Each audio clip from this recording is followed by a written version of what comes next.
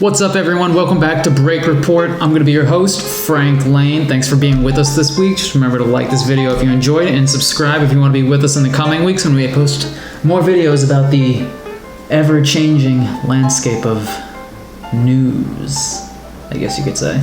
We have so much to go over from this week. There has been a lot going on, crazy stuff, and so without any further ado, let's get right to it.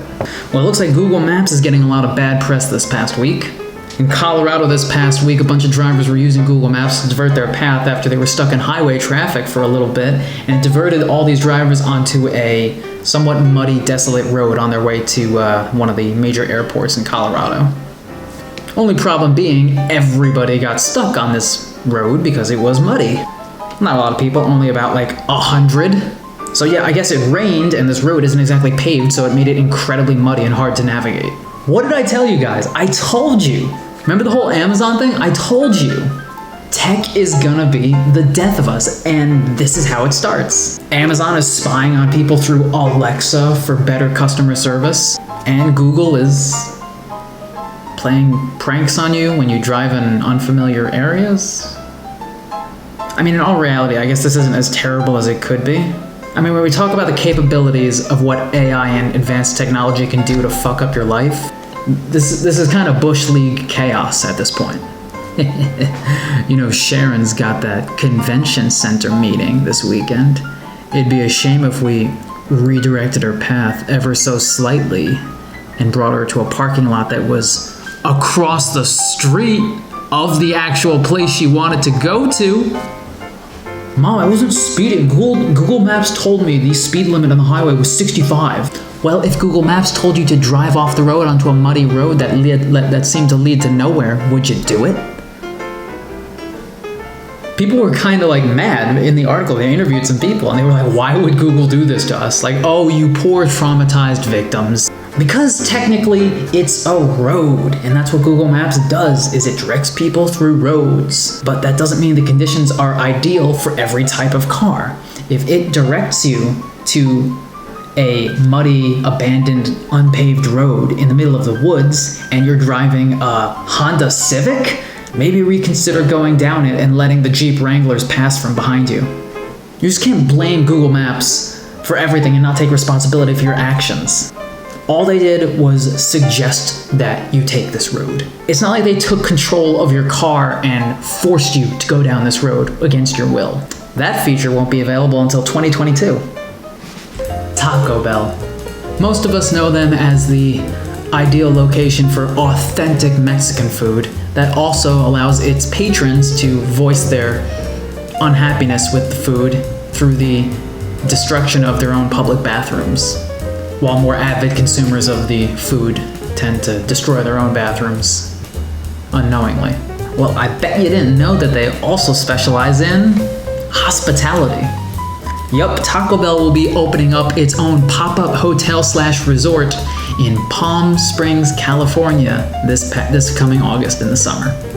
I want to give like a full disclaimer. There are a shit ton of toilet jokes coming up ahead. Pun intended. So strap in. They're calling their pop-up hotel a true experience of Taco Bell luxury.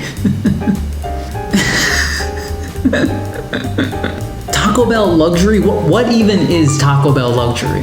Hey look, we've heard your complaints about having to eat our soggy, fake meat tacos out of plastic bags and wrappers. How about we switch it up a little bit and give y'all some actual silverware? Oh, and don't worry, we've collaborated and partnered up for this resort with some of the best toilet companies in the world. So when you're ready to, you know, unload, these bathrooms got you covered. Only the finest toilet technologies for our customers. This bad boy fits so many chalupas in its pipes.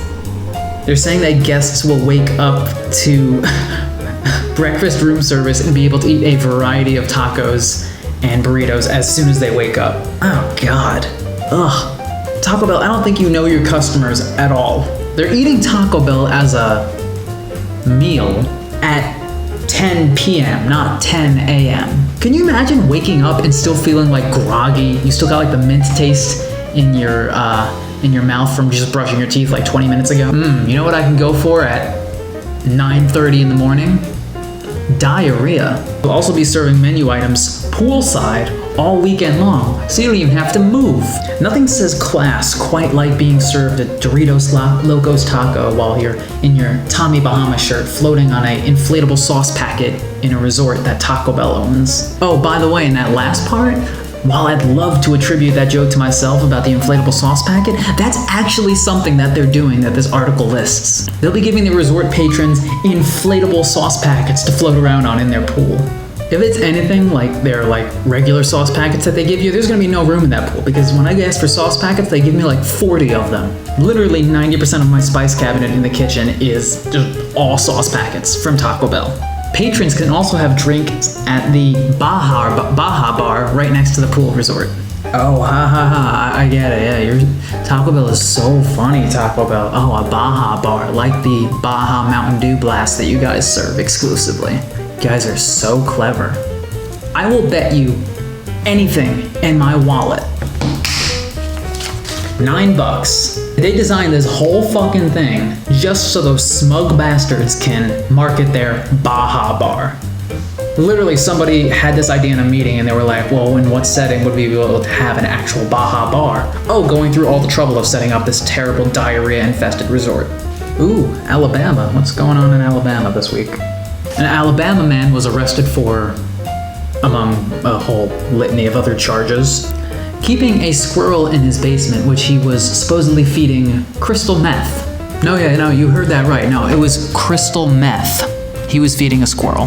I gotta tell you, most weeks I can't find anything in the news, and let me tell you, it's all political bullshit and just sad, annoying stuff that I want us to take a break from, but let me tell you, this week has been gold.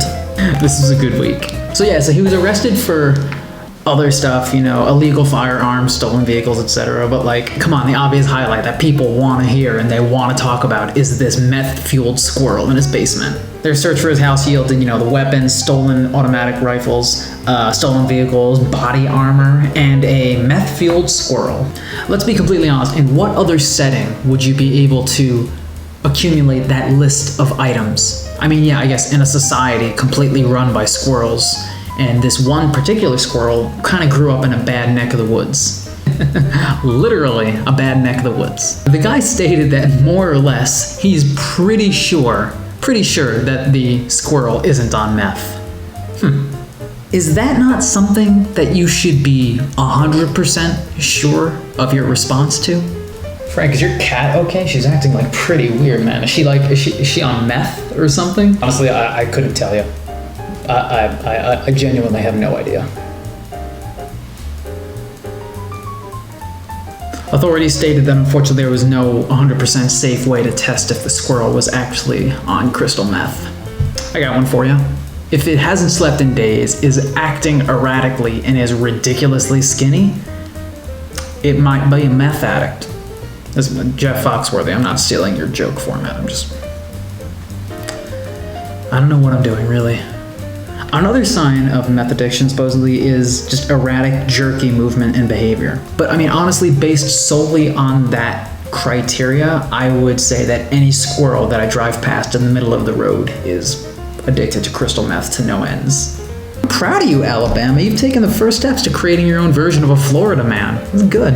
I think if we're talking about the format of a meme that would and could be Alabama man, I feel like it would need to include certain things. The Bible, incest, and based on this article and others I've read about Alabama, crystal meth. Best believe I'm gonna start looking for more of these news articles about Alabama, man. Oh man, they're in my spotlight right now. Walmart headlines, they probably evoke the same reaction as an Alabama headline, no? When Walmart is in the headlines, more specifically a customer at a Walmart, you know that story is going to be a hell of a ride. Well, supposedly a Walmart in Texas reportedly banned and removed a woman from the Walmart after she was caught walking around eating a birthday cake from the bakery and got to the register and refused to pay anything more than half price for it.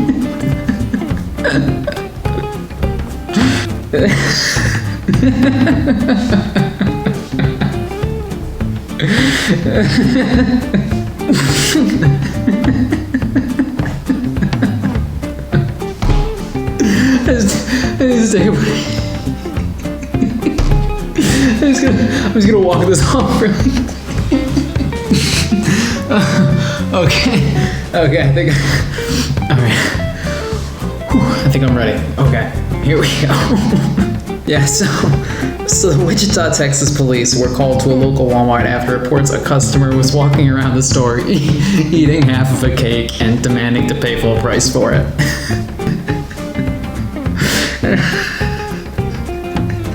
Oh god, I hope I can finish this segment. Oh god. She refused to pay for the whole thing when she got to the register with it, supposedly.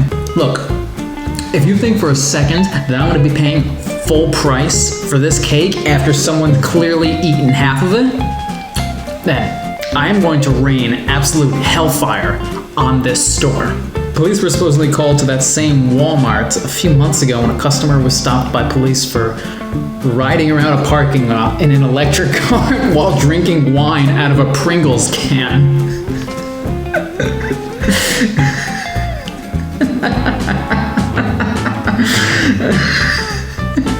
Oh, I can't do it. I can't do it, man.